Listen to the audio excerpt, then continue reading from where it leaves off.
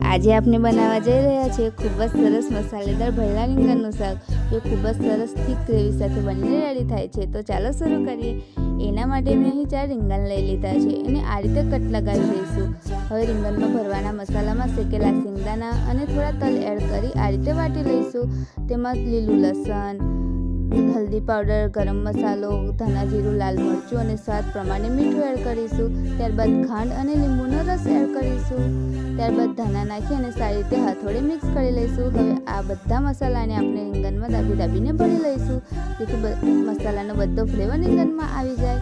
રીંગણને ભર્યા પછી આપણે એક પેન લઈશું, જેમાં તેલ એડ કરીશું।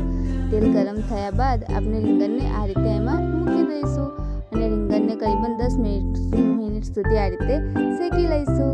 10 મિનિટ બાદ આપણા રીંગણ શેકાઈ ચૂક્યા છે। હવે ગ્રેવી બનાવવા માટે થોડી રાઈ, થોડું જીરું, અદરક લસણની પેસ્ટ બધું એડ કરીને સારી રીતે સોતે થવા દઈશું। ત્યારબાદ એમાં થોડો ચણાનો લોટ એડ કરી પાણી નાખી એને પણ સોતે કરી લઈશું। ત્યારબાદ આપણે એમાં મસાલામાં હલ્દી પાવડર, લાલ મરચું, ધાણા જીરું એ બધા મસાલા એડ કરી અને સારી રીતે સોતે કરીશું। થોડું પાણી એડ કરીશું। ત્યારબાદ આપણે એમાં 2 ટમેટોની પ્યુરી એડ કરવાની છે।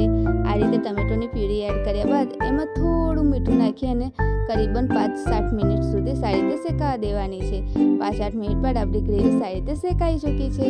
ત્યારબાદ આપણે એમાં શેકેલા રીંગણ એડ કરી દઈશું અને બચેલો મસાલો। હવે આ બચેલા મસાલામાં થોડું પાણી એડ કરીને એને સારી રીતે મિક્સ કરી લઈશું અને 10 મિનિટ માટે થવા દઈશું। 10 મિનિટ થઈ ચૂક્યા છે અને આપણે ધાણા એડ કરી અને આપણું શાક રેડી છે।